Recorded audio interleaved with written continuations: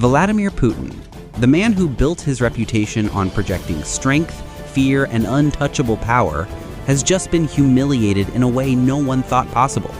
The Kremlin is scrambling, the Russian military is in shock, and for the first time in decades, Putin has been forced to beg, quietly, desperately, for help. The architect of ruthless strategy, the man who manipulated allies and adversaries alike, is now facing a catastrophic disaster of his own making. And the mastermind behind this chaos? None other than Kim Jong-un, the North Korean dictator who turned Russia's war machine into a graveyard. What you're about to hear is not just a war update. It's a story of betrayal, psychological warfare, and a military disaster so massive that it's reshaping global power dynamics in real time. Because this isn't just about a failed offensive. This is about 50,000 Russian soldiers wiped out in an instant, and a dictator who just showed Putin what fear really feels like. September 2025. A brutal reality is unfolding on the Russian front lines. Kim Jong-un, once thought of as Putin's loyal junior partner, has unleashed a devastating military strike that caught the Kremlin completely off guard. Russian units that had been dug in for months suddenly found themselves under attack by weaponry they didn't even know North Korea possessed. It wasn't just an attack, it was a massacre. Satellite imagery shows entire Russian armored columns reduced to twisted wreckage, dozens of artillery batteries obliterated, command posts leveled to rubble, and the casualty figures are staggering. Over 50,000 Russian troops killed, wounded, or missing in less than 72 hours. For context, that's more than Russia lost in some of its most brutal months of fighting in Ukraine. Except this time, it wasn't Ukraine delivering the blow. It was North Korea, Putin's so-called ally, his strategic partner. The man he thought he'd manipulated into being his puppet just delivered him his worst defeat since the fall of the Soviet Union. So how did this happen? How did Putin go from playing Kim like a fiddle, using him for cannon fodder and international leverage, to being humiliated on the battlefield by the very dictator he thought he controlled? To understand this, we have to rewind to late 2024, when Putin's Ukraine invasion had already drained his military of manpower, morale, and modern equipment. Facing mounting losses, Putin turned to Kim for help, promising weapons technology, food aid, and international recognition in exchange for troops.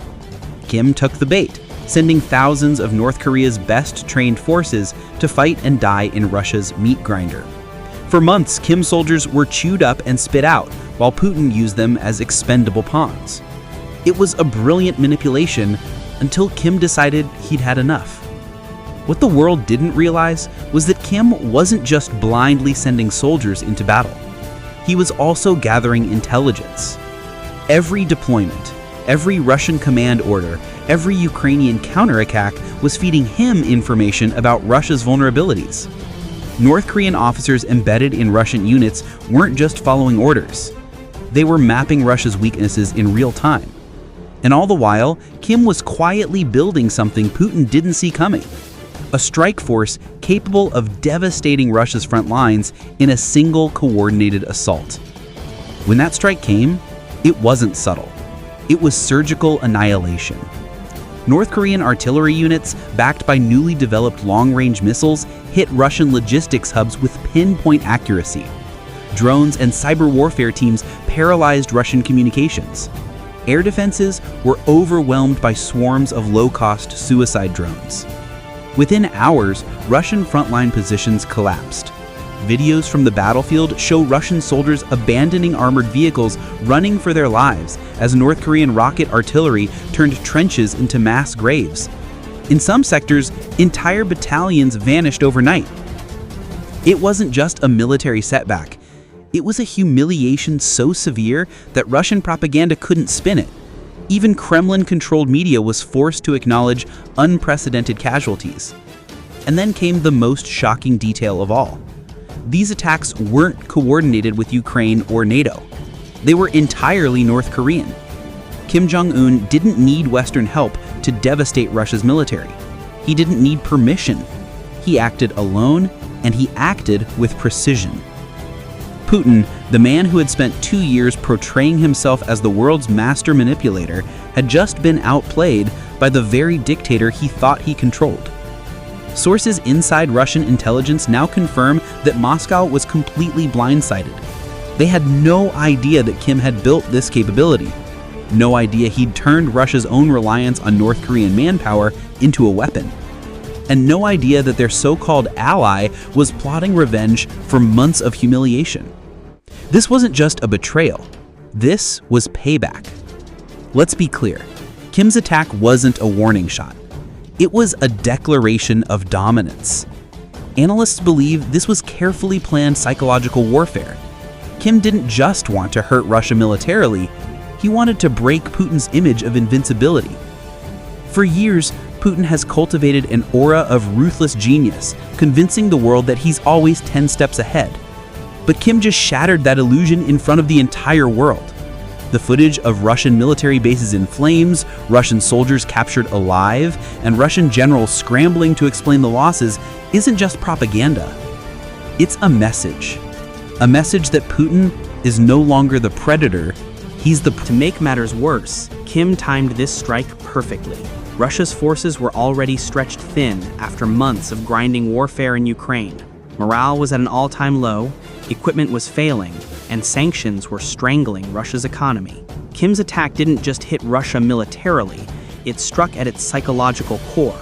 Suddenly, Putin wasn't feared, he was mocked. Russian social media, heavily censored for years, couldn't stop clips of North Korean missile strikes from going viral.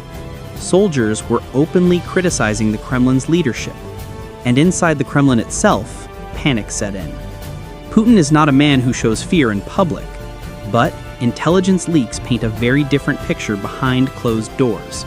Reports suggest that Putin held emergency meetings with his top military advisors, demanding answers about how a country like North Korea, a nation he had dismissed as backward and dependent, could deliver such a devastating blow. There are whispers of purges in Russia's intelligence agencies, accusations flying between generals, and an atmosphere of paranoia so thick that even senior Kremlin officials are afraid to speak. Kim didn't just kill Russian soldiers, he shattered Putin's grip on power. This wasn't an accident. Kim Jong-un is many things: ruthless, unpredictable, paranoid, but he is not stupid. He watched as Putin used him, mocked him, and sent thousands of North Korean soldiers to their deaths. He saw his own credibility slipping away as coffins returned home from a war his people barely understood. And then he did something Putin never expected. He fought back.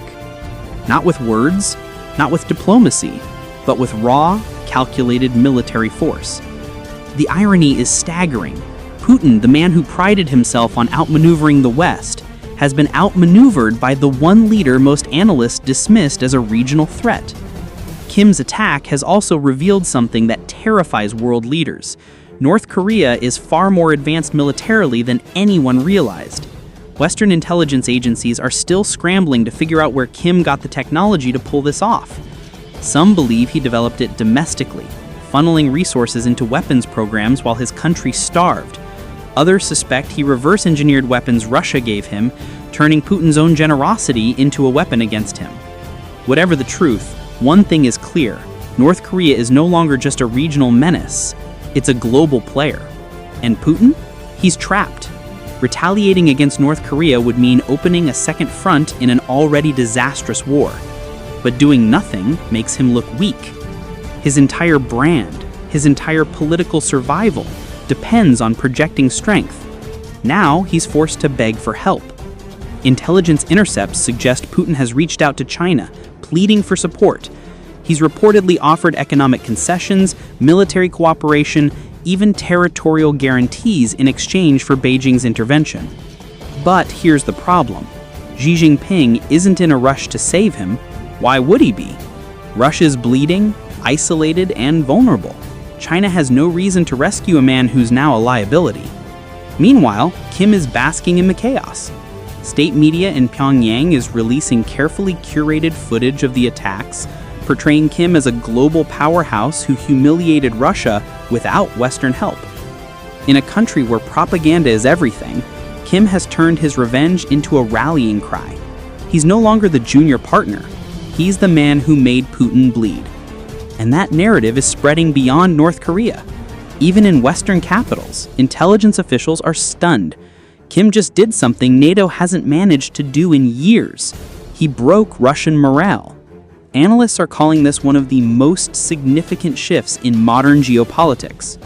Russia, a nuclear power once seen as nearly untouchable, is now humiliated not by NATO, not by the United States, but by a country it thought it could control. Putin's entire strategy in Ukraine relied on projecting dominance, convincing his enemies that Russia could outlast and outfight them. Now, that illusion is shattered. If North Korea can devastate Russia's military infrastructure with a single coordinated strike, what does that say about Russia's ability to defend itself against larger, better-funded adversaries? This is why the Kremlin is panicking. They know the world is watching, and they know this humiliation won't be forgotten. Kim's timing was flawless. Russia was already struggling to keep its war machine running. Ammunition shortages, low morale, and a crumbling logistics network had already weakened the Russian military to its breaking point. Kim's attack wasn't just devastating because of the firepower involved. It was devastating because it hit Russia when it was already on its knees. Some experts are now suggesting that this may be the moment that breaks Putin's hold on power entirely. His political strength has always been tied to his image as a strongman who could protect Russia's interests and dominate his enemies. But now videos of Russian tanks burning, Russian generals panicking, and Russian soldiers retreating from North Korean attacks are circulating globally. Putin's carefully crafted persona is crumbling. And Kim isn't stopping. North Korea has hinted at more attacks if Russia doesn't withdraw troops from certain areas, signaling that Kim is no longer playing defense. He's dictating terms to a country that once saw itself as its protector. That reversal of power is sending shockwaves through diplomatic circles. Inside Russia, the political fallout is already beginning. Kremlin insiders are whispering about growing discontent among the elite. Putin's oligarchs, who once saw him as a shield protecting their wealth and power, are now questioning his leadership. Several influential figures are reportedly moving assets abroad, anticipating further instability. Russian state TV, which has spent years portraying Putin as the master strategist, has been forced to air carefully worded reports acknowledging significant losses. Even loyal propagandists are struggling to spin this disaster, and their hesitation is fueling speculation that Putin's control over the narrative is slipping. For a man who has built his regime on fear and absolute control, this loss of narrative dominance is almost as dangerous as the battlefield defeats themselves. Russian soldiers returning from the front describe scenes of chaos and confusion. Units that were supposed to be reinforced never received backup. Communications lines were severed before they could even call for help. In some areas, entire command structures were obliterated in the first wave of strikes, leaving troops leaderless and scrambling to survive. Morale is collapsing, and desertion rates are reportedly skyrocketing. Soldiers are quietly refusing orders, retreating without authorization, and even abandoning equipment. What was once one of the most disciplined militaries in the world is now showing cracks so severe that even Russian generals can no longer deny them. Kim Jong-un's attack has effectively exposed the myth of Russian military superiority, and that revelation is reverberating far beyond the battlefield. NATO commanders are reportedly stunned by the scale of Russia's vulnerabilities. Western intelligence analysts are now reassessing Russia's ability to fight a prolonged conflict, with some suggesting that Moscow may not have the resources to sustain its war in Ukraine for another year. For decades, Russia's military was seen as one of the most formidable fighting forces on Earth, but Kim's strike has shown that much of that reputation was smoke and mirrors. Russia is bleeding manpower and hardware at an unsustainable rate, and even its nuclear arsenal, long considered Putin's ultimate trump card, has been called into question. If Moscow can't even defend its borders from a surprise attack by North Korea, how much credibility does its nuclear deterrence really hold? Kim Jong-un, once dismissed as a reckless dictator with limited reach, has transformed himself into a strategic mastermind. By turning Russia's own overconfidence against it, he has redefined the global perception of North Korea. His success has emboldened his regime, inspiring a surge of nationalism at home. Propaganda broadcasts show Kim smiling as footage of burning Russian equipment plays in the background. His narrative is simple but powerful. North Korea is no longer a pawn in global politics. It's a kingmaker. In Pyongyang, celebrations erupted as Kim announced what he called a historic victory over imperial puppetry. Though the term was vague, its meaning was clear. Russia, once North Korea's patron, has been reduced to a subordinate role in Kim's new narrative. Diplomats around the world are scrambling to respond. The United States and its allies are reportedly debating whether to engage Kim diplomatically, fearing that further isolation could push him toward even more aggression. China, traditionally North Korea's closest ally, is remaining conspicuously silent, watching events unfold with cold calculation. Beijing sees an opportunity to expand its influence while Russia struggles to recover. Kim's strike may have hurt Moscow, but it has also created a dangerous new power dynamic in Asia, one that China could exploit to solidify its dominance in the region. Meanwhile, in Moscow, Putin is facing one of the greatest crises of his career. Intelligence sources claim he has ordered the deployment of additional troops to the Far East, pulling forces from critical areas in Ukraine. This desperate move highlights how vulnerable Russia has become. Every battalion sent to defend its eastern border is one less battalion available to hold territory in Ukraine. Kim's attack has effectively stretched Russia's military thin, forcing Putin to fight a two-front war against adversaries he can't intimidate. Analysts are now questioning whether Putin's entire geopolitical strategy has backfired. His attempt to use North Korea as a tool against the West has instead empowered Kim and exposed Russia's weaknesses. The Kremlin's once carefully crafted image of dominance is unraveling, and Putin himself is starting to look isolated. Reports suggest he has become increasingly paranoid, refusing to meet even trusted advisors with extensive security measures. His public appearances have been rare and heavily choreographed, but even these staged events can't hide the strain on his regime. Kim's attack wasn't just a military operation, it was a masterstroke of psychological warfare. By striking when Russia was weakest, Kim has effectively rewritten the rules of global conflict. This isn't the kind of war Putin is used to fighting. He's facing an opponent who doesn't play by traditional rules, who isn't deterred by economic sanctions or diplomatic pressure, and who thrives in unpredictability.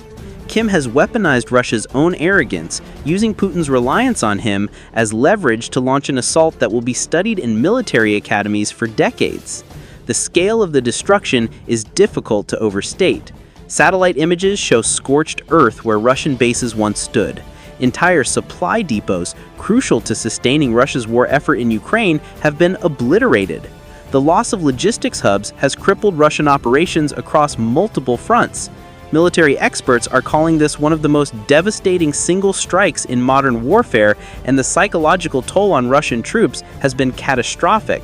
Soldiers on the front lines are reportedly begging their commanders for evacuation, convinced they are next. Videos leaked from Russian messaging apps show troops speaking in hushed voices about North Korean ghosts, a reference to Kim's sudden, overwhelming offensive. The fear is palpable.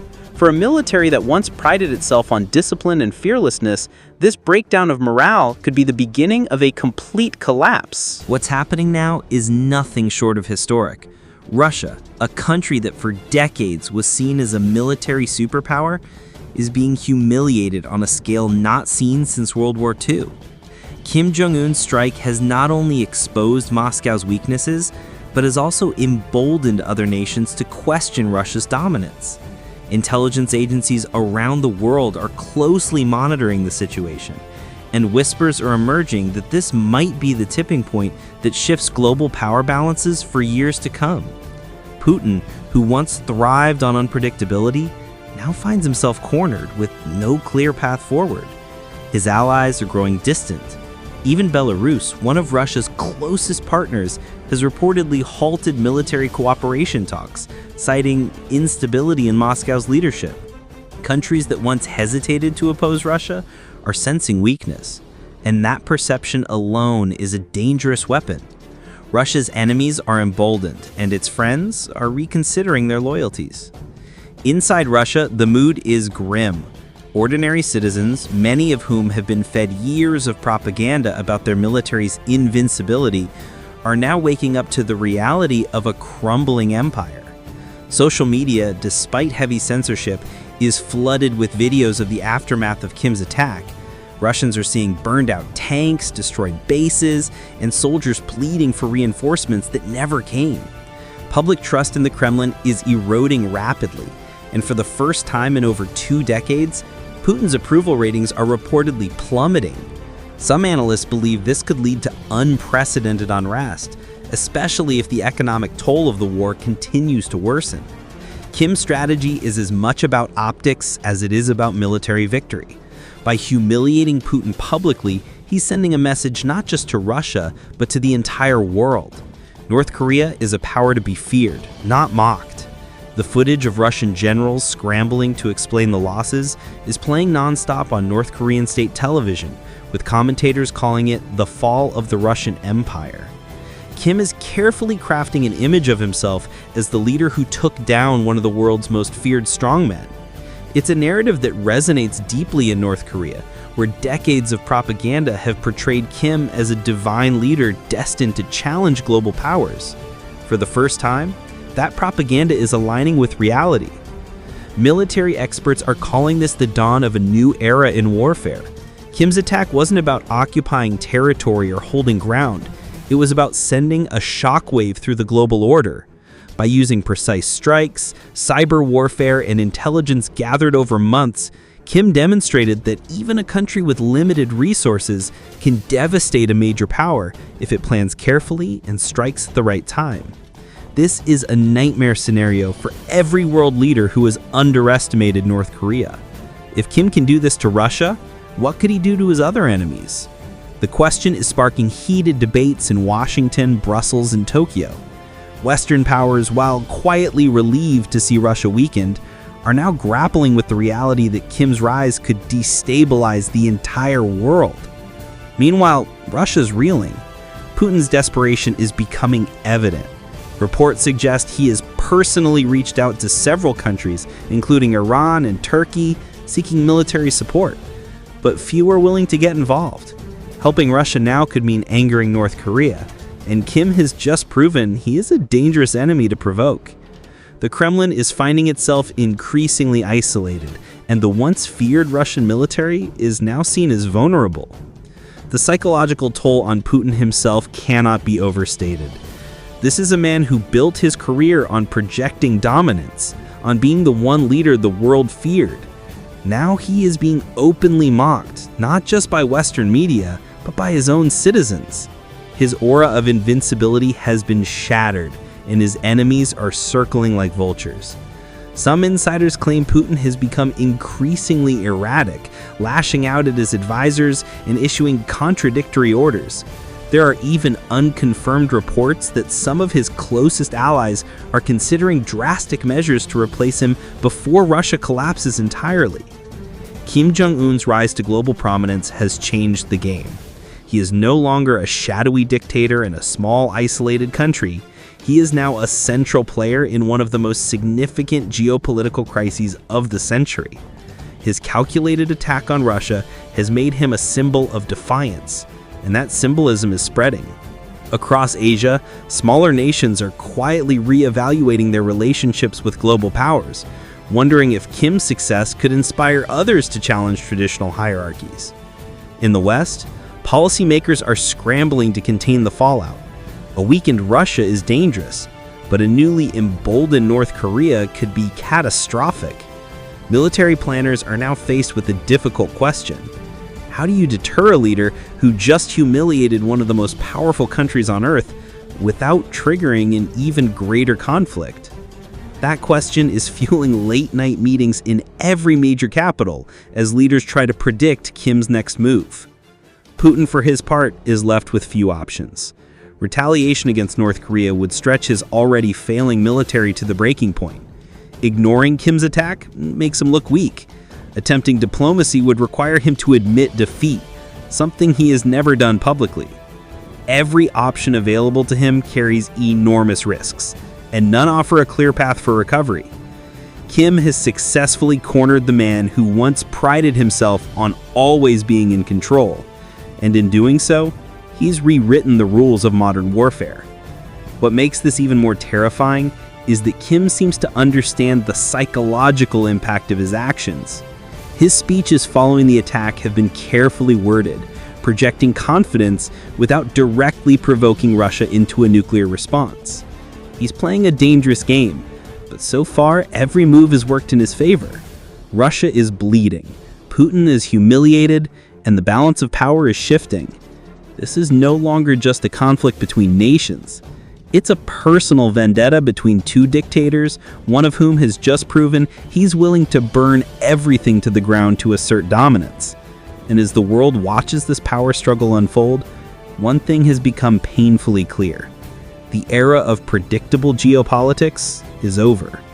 Kim Jong-un has shattered the illusion of Russian invincibility, and in doing so, he has set the stage for a new world order, defined not by alliances, but by fear, cunning, and ruthless ambition.